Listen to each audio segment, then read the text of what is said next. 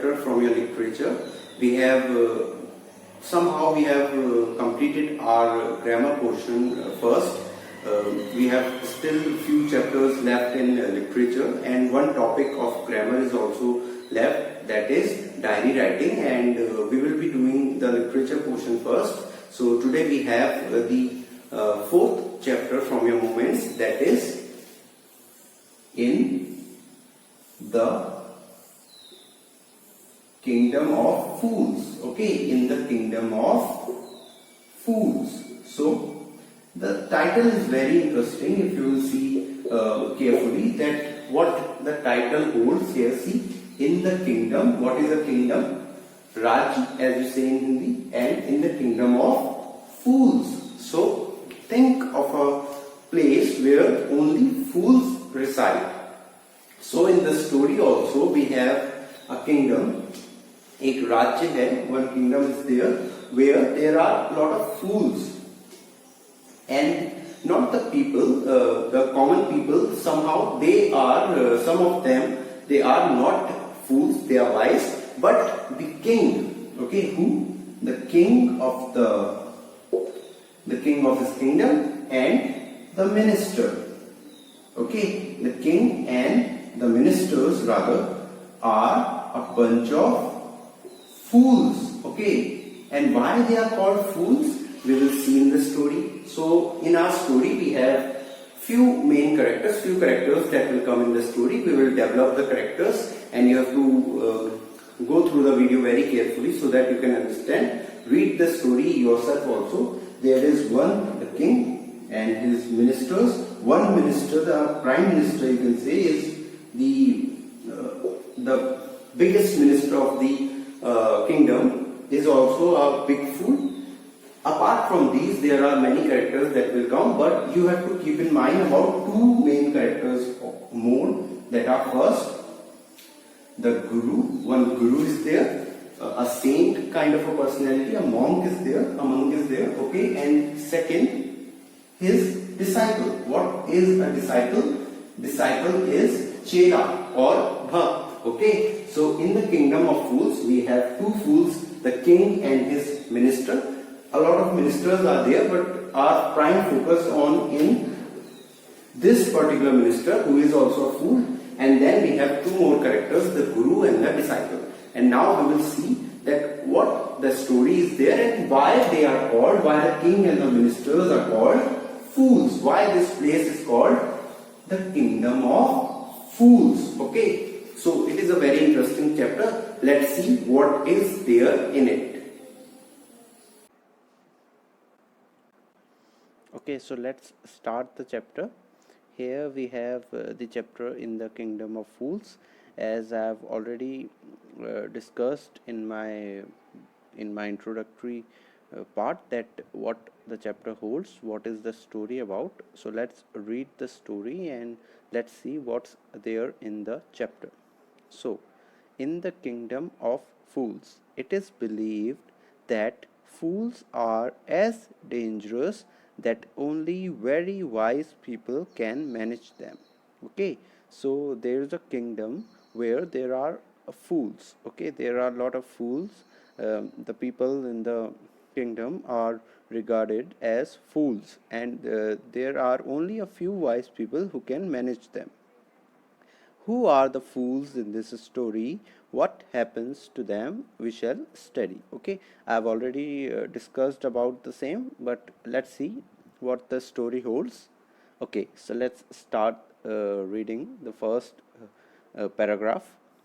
In the kingdom of fools, both the king and the minister were idiots. Okay, so in the kingdom, all the ministers and the king were idiots.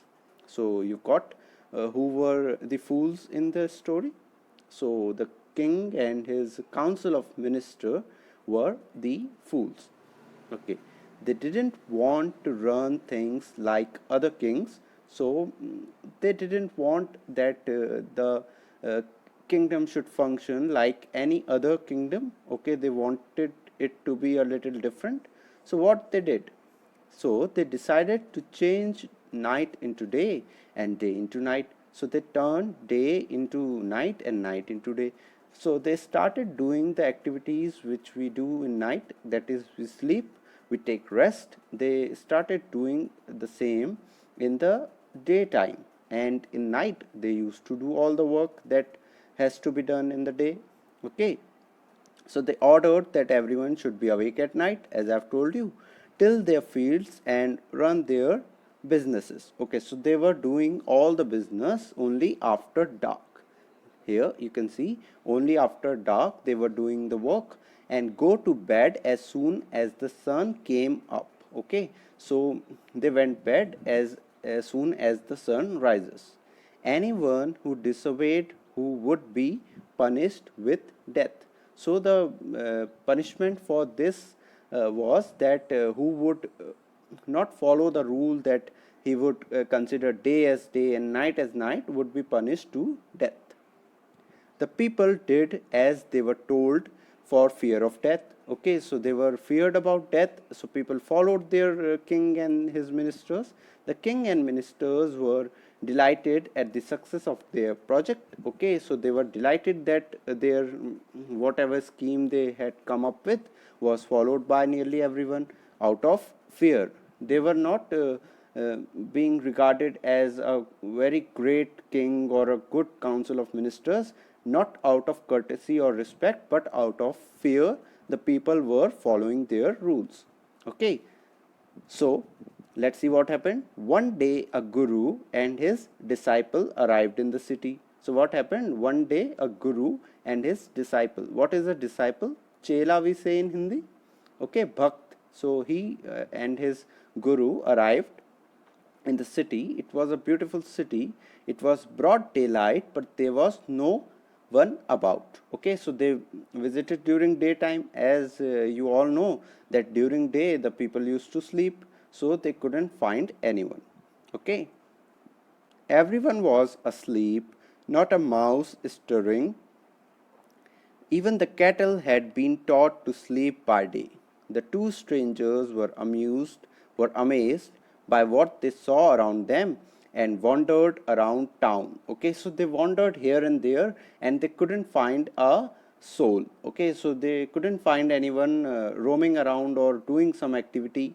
So they were amazed by the fact that everyone was where.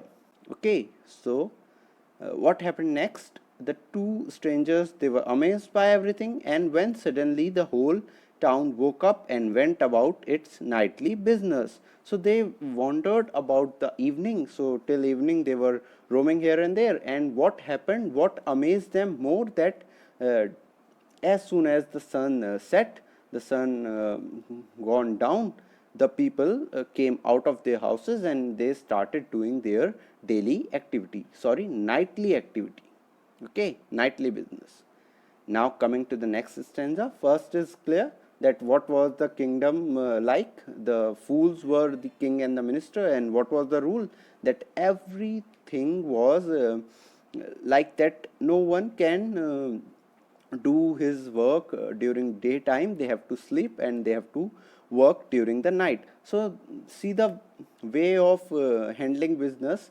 They were making a difference by changing what has been done from so long. Okay, so going unconventional way is sometimes good, but it is here very idiotic. Okay, the two men were hungry. Now they were hungry. Now that the shops were open, they went to buy some groceries.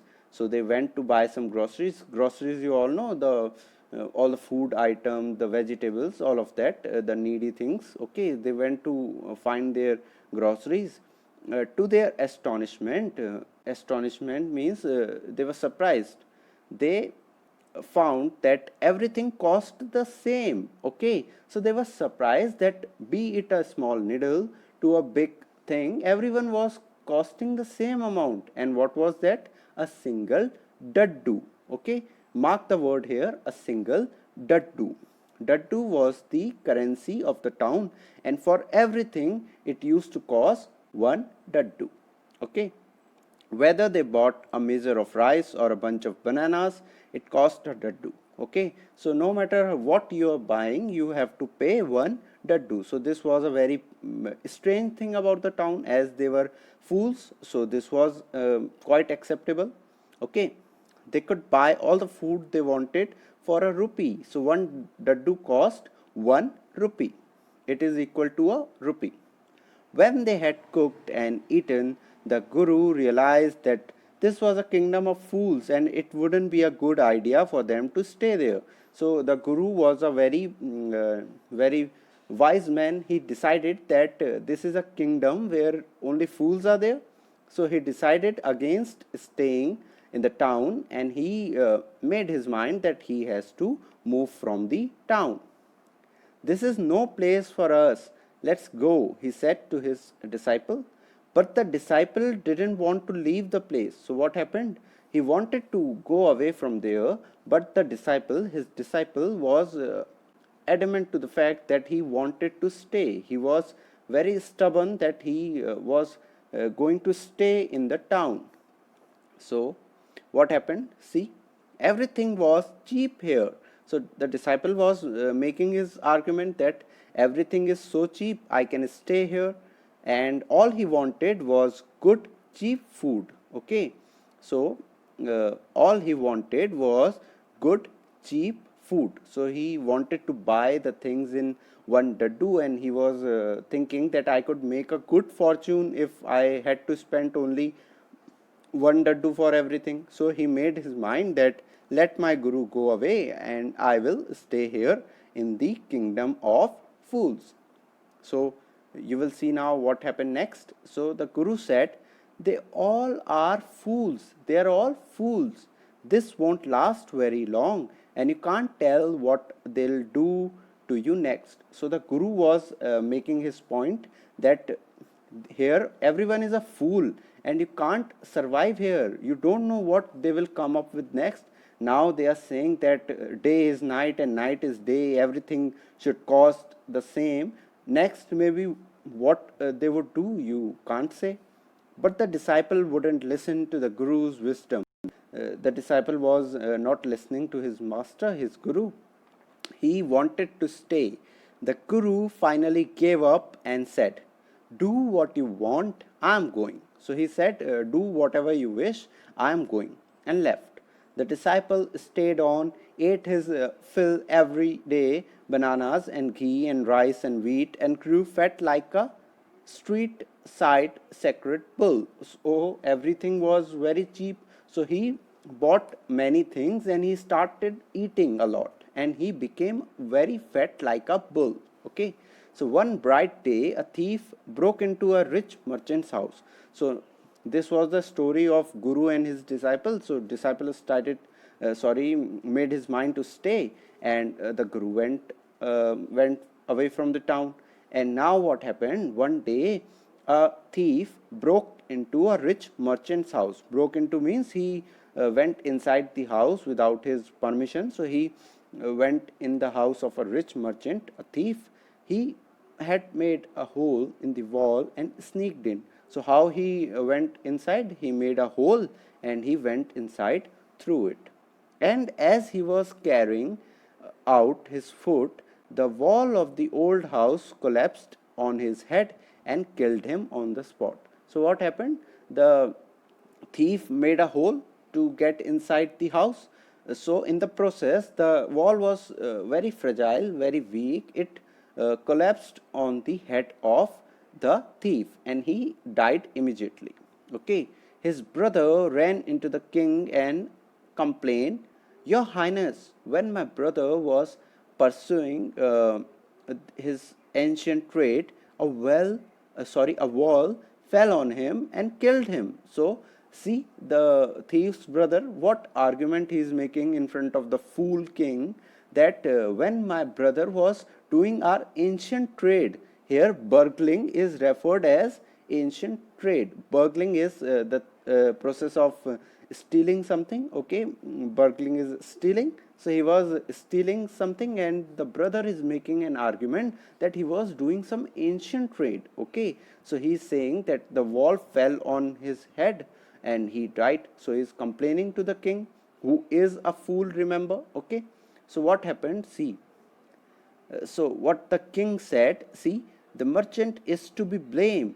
Okay, the brother was making the argument that the merchant is to be blamed. Why he made a very weak wall? Okay, he should have built a good, strong wall. You must punish the wrong doer and compensate the family for this injustice. So the brother was demanding some money and justice for his brother who was a thief. Okay, so he was saying that it is an ancient trait of our family, so that means the brother is also a thief. The king said, justice will be done. Okay, the king, being a king, said that justice will be done. Don't worry, and at once summon the owner of the house. So what he did, he said that don't you worry, and he summoned the merchant, the owner of the house, at his court. Okay, the king's court. So let's see what happened next. When the merchant arrived, the king questioned him, what's your name? Such and such, your highness. The merchant told his name. Were you at home when the dead man burgled your house? Yes, my lord. He broke in and the wall was weak. It fell on him. The accused pleads guilty. Your wall killed this man's brother. You have murdered a man. We have to punish you. So the king said that your brother has you have murdered the thief, and his brother is demanding justice. Okay, to the merchant the king was saying that your wall was so weak and you have to be blamed for the same, because it was you because of whom the thief has died. So he was saying that I will do the justice, and the thief will get the justice, and you will be sentenced to death. Okay, who's that, my lord? This wall was built in my father's time.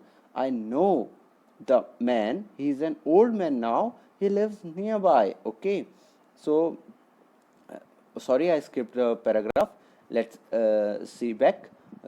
Lord, said the helpless merchant. So when the king announced that you will be punished, the merchant said that, your highness, I didn't put up the wall. It's really the fault of the man who built the wall. So the merchant said that yes, it was my house, but it was not I who built the wall, but the builder who did it. So he should be punished. So he said, so the king asked, who is that? So he replied that he is an old fellow and I know him. He lives nearby. I will get him. The king sent out messengers to bring the bricklayer who had built the wall. So the bricklayer who had built the wall was called in the king's palace. They brought him they brought him tied hand and foot. So he was tied through his hand and his foot, and he was brought to the king's court. You there, did you build this man's wall in his father's time? Yes, my lord, I did. So the merchant's claim was that the wall was being built during my father's time, and the bricklayer is to be blamed. And the bricklayer was saying, yes, I built the wall during his father's time. So let's see what the king did. Okay, so yes, my lord, I did. He said, what kind of a wall is this that you built? It has fallen on a poor man and killed him. See the foolishness of the king. The thief who was going to burgle in a house, and the king is referring to him as a poor man. Okay, and he is saying that the bricklayer has made a very weak wall, so that he has died, the thief has died. But see, the wall was built during the time of the merchant's father. The bricklayer is so old, so you can see that the wall is very old. It was meant to be collapsed during some time, and so it happened. What kind of a wall is this? He asked. The king asked. Before the king could order the execution, he was saying that you have murdered him and you should be punished to death. Before he could order the execution of the bricklayer, the poor bricklayer pleaded, please please listen to me before you give your orders. It is true I built this wall and it was no good. So he said that please listen to me once before you give your order. It's true that I built the wall, but it was no good. But that was because my mind was not on it. So he said that when I was making the wall, my mind was not on it. I remember very well a dancing girl who was going up and down the street all day with her anklets. Anklets, you all know, the pile. Okay, the anklets jingling, going up and down the street, and I couldn't keep my eyes on my mind on the wall I was building. You must get the dancing girl. I know where she lives. So the blame was now shifted towards the dancing girl. The bricklayer said the dancing girl was going up and down the road, so he was distracted. Okay, you are right. The case deepens. We must look into it. Now the king was showing that he is very insightful. He said that now the case deepens, and you're right. We must get the dancing girl. Remember that first of all, who was blamed for the murder of the thief? The rich merchant whose house it was. Second, the bricklayer. Okay, and the third, the dancing girl. Who put the blame on dancing girl? The bricklayer. And who put the blame on the bricklayer? The rich merchant. And who put the blame on rich merchant? Thief's brother. Okay, remember this thing. You can write it down somewhere. Okay. You're right, the case deepens, as the king said, and the dancing girl was called. The dancing girl, now an old woman, okay, she was a very old woman now, came trembling in the court. She couldn't walk properly, she came trembling. Did you walk up and down that street many years ago while the poor man was building a wall? So the king asked that, did you went up and down during the building of the wall was happening? Okay, so did you see him? The king asked. Yes, my lord, I remember it very well. So you did walk up and down, the king said, with your anklets jingling. You were young and you distracted him, so he built a bad wall. So now the blame was on the dancing girl, and the king, who couldn't decide properly, was blaming the dancing girl.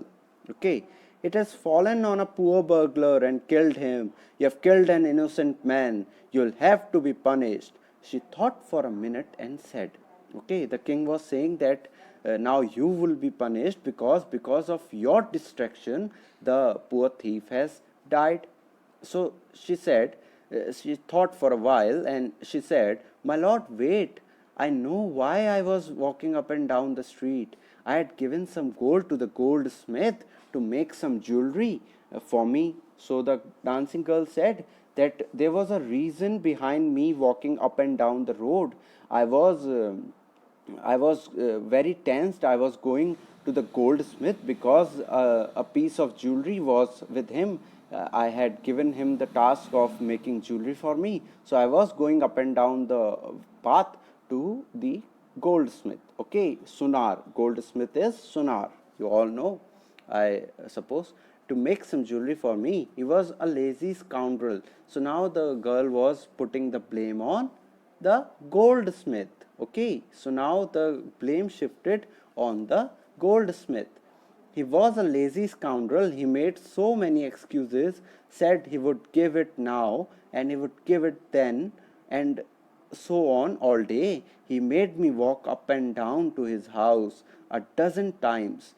That was when this bricklayer saw me. It's not my fault, my lord. It's the damn goldsmith's fault. Okay, so the dancing girl is saying now that it's not me who has done the wrong thing. It is the goldsmith who has been guilty of the same. Poor thing. She is absolutely right, thought the king. Very poor soul. She is right that the goldsmith is guilty. So, weighing the evidence, counting on the evidence, he said, we have got the real culprit at last. Get the goldsmith wherever he is hiding. At once, the king's bailiff searched for the goldsmith who was hiding in a corner of his shop. So what happened? The king ordered that search for the goldsmith. He ordered his bailiff. Who is a bailiff? Bailiff is the officer of the king. Okay, so the bailiff went to the job of searching the goldsmith. When he heard the accusation against him, he had his own story to tell. So goldsmith, who was hiding in a corner of his shop, came and said, my lord, he said, I am a poor goldsmith. It is true I made this dancing girl.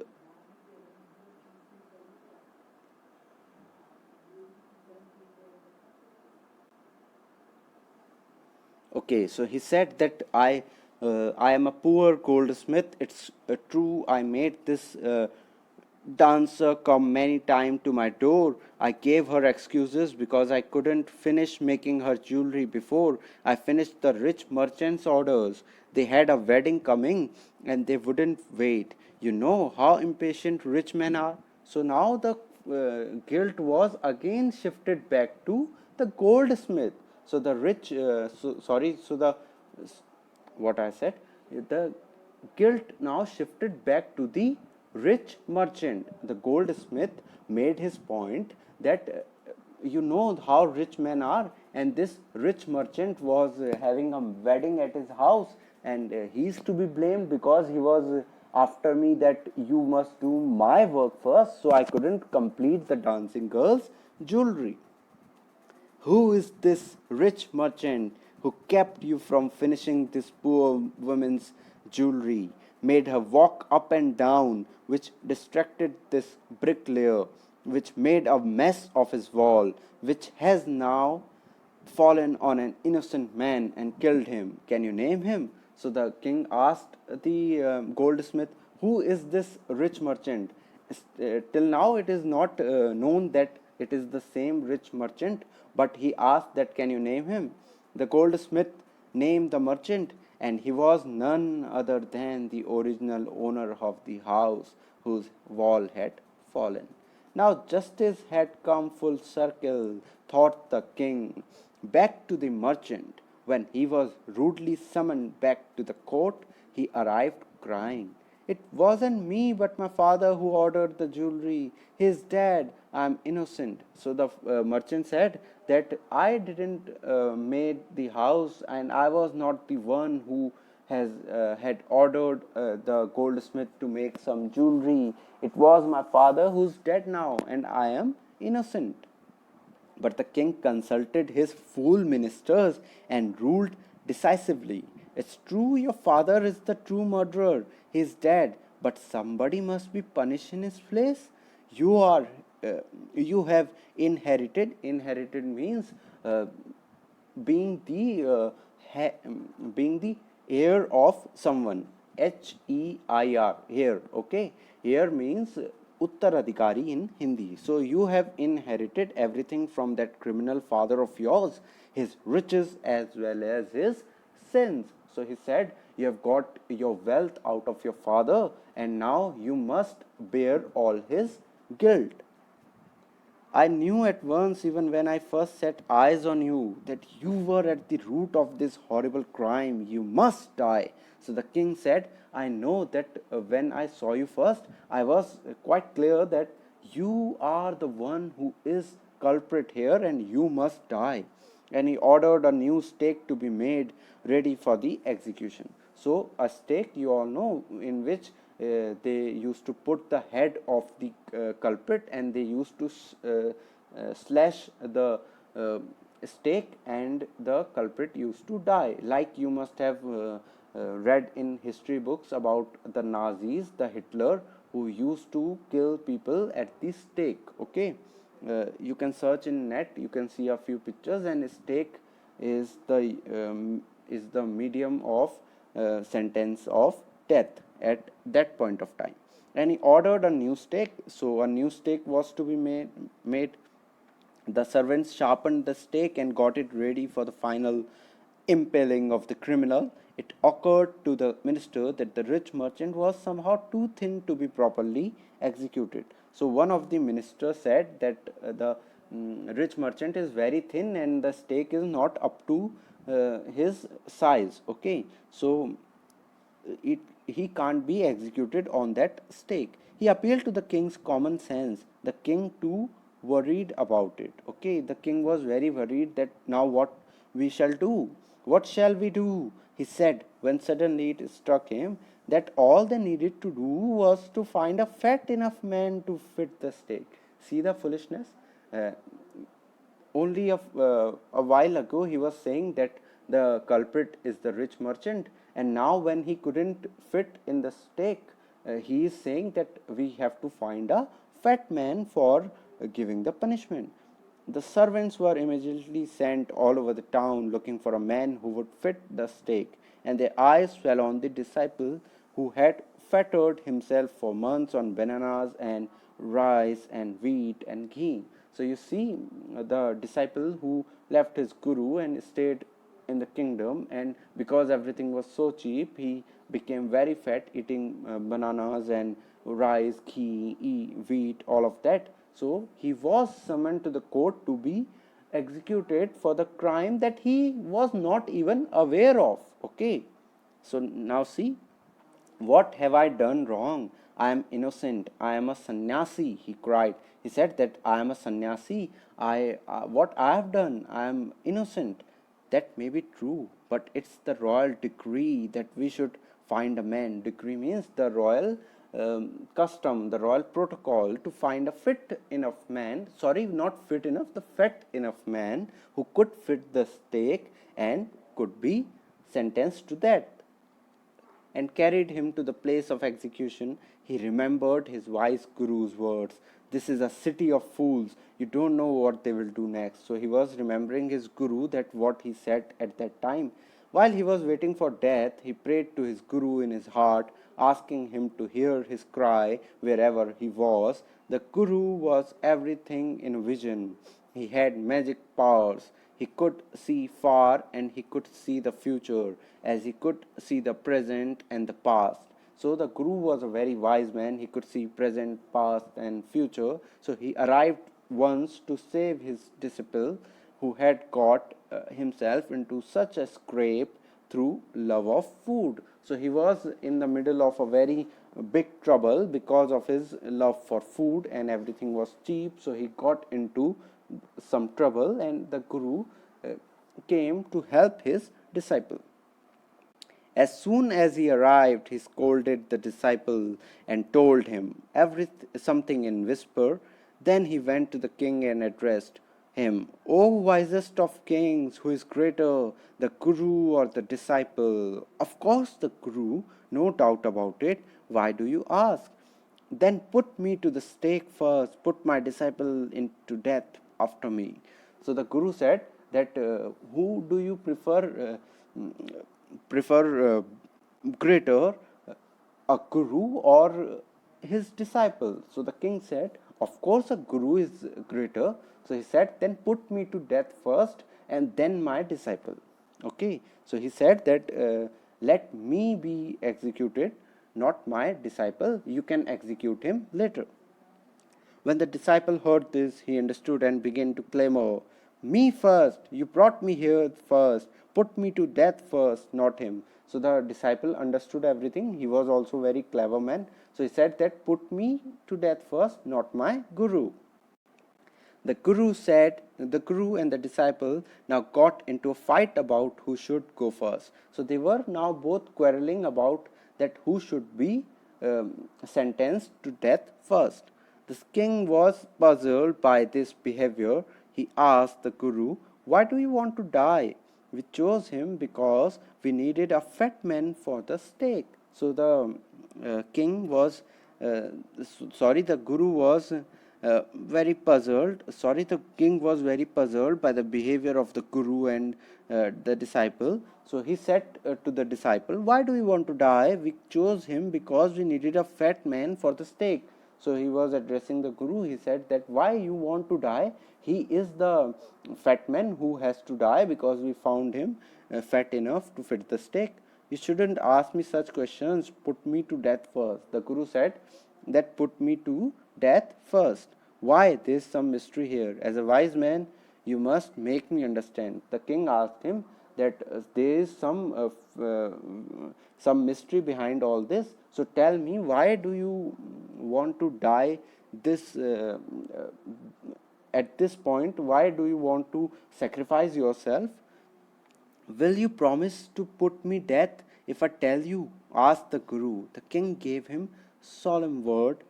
So the king said that yes, I will put you to death. First tell me, why do you want to die?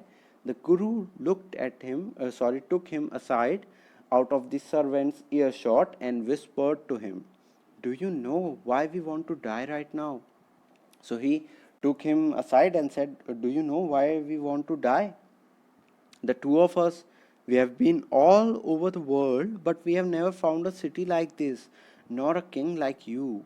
That stake is the stake of the God of justice. So the king, the Guru, started giving his explanation that we have been all over the world and we have never seen a place or a king like you, and your stake is very magical, and it is the stake of the god of justice. It's new, it has never had a criminal on it. Whoever dies on it first will be reborn as the king of this country. So the reason that the Guru gave, that whoever shall die on this stake will become the king in his next birth. Okay, and whoever goes next will be the future minister. Okay, so whoever will die second will be the future minister.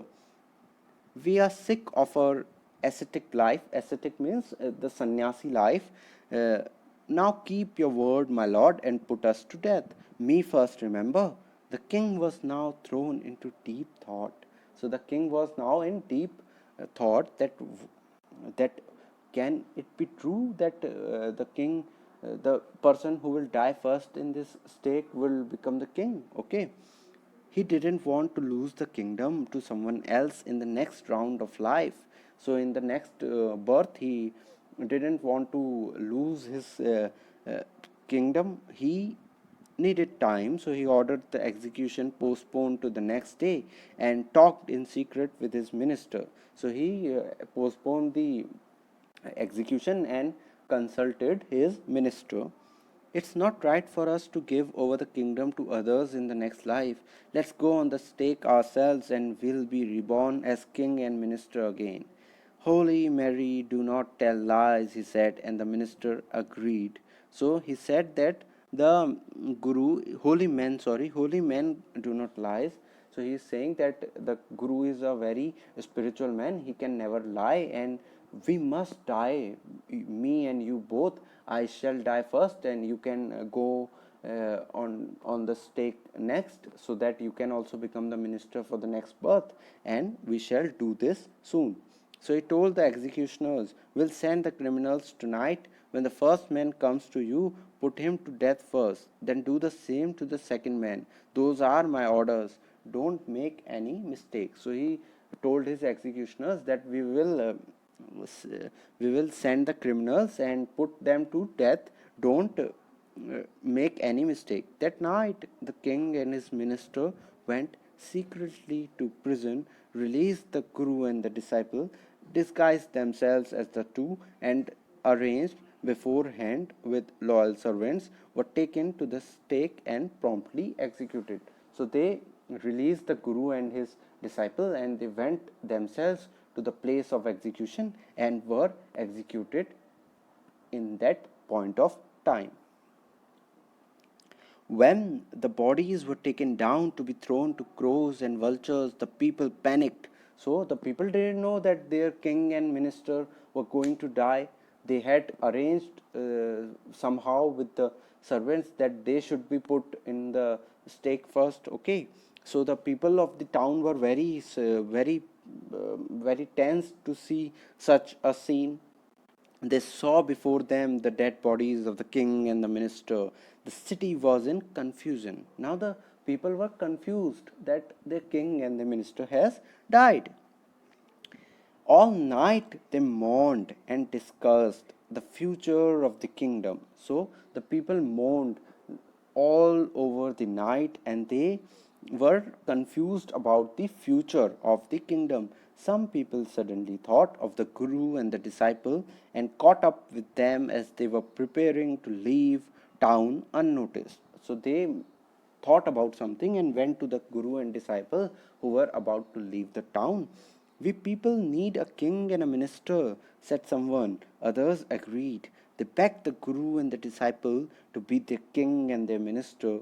It didn't take many arguments to persuade the disciple, but it took longer to persuade the Guru. Persuade means to convince someone, okay? So the people didn't took much time to persuade the disciple. The disciple agreed, but the Guru took a few more minutes than his disciple. The Guru took some more time. They finally agreed to rule the kingdom of the foolish king and the silly minister on the condition that they could change all the old laws. So they agreed that they will rule the kingdom of the foolish king and the silly minister on one condition, that they can change the old rule. That was that the day will now be the day and the night will be night, and everything will cost different, not one but two. From then on, night would again be night and day would again be day, and you could get nothing for a dadu. It became like any other place. So, see, the change finally happened, and the Guru and the disciple changed the whole scenario of the town. Now it was a normal town. So, this story is taken from a Kannada folk tale from A.K. Ramanujan's Folk Tales from India. So, this story has been written by A.K. Ramanujan, and it is taken from the collection of his tales. Okay, so it was a very interesting story, and you see that how foolish the people of the town were, the king and the ministers were, and you have to keep in mind the people who were blamed for the crime in right sequence. So that is very important. Mark that all. And this was your fourth chapter from Moments. We will continue the fifth chapter in our next video. We will first do the poem from Beehive, then we will move to the fifth and last chapter from your syllabus of half yearly from Moments in the next after the next video. Okay. Okay, so here our chapter concludes, and we were doing the chapter in the Kingdom of Fools. The chapter is very nice. The story has a very rich moral values in it, and I hope you have gained something out of the chapter. And in the next video, we will be discussing the fifth poem from your Beehive, that is the Legend of Northland. Okay. After that, we will do the last chapter, that is the Happy Prince from Moments. And then our course will conclude, okay, for half yearly. One topic in grammar is left, that is diary writing. That also we will discuss soon, okay. So I am Aman, you are watching PTO classes. Thank you so much for watching the lecture.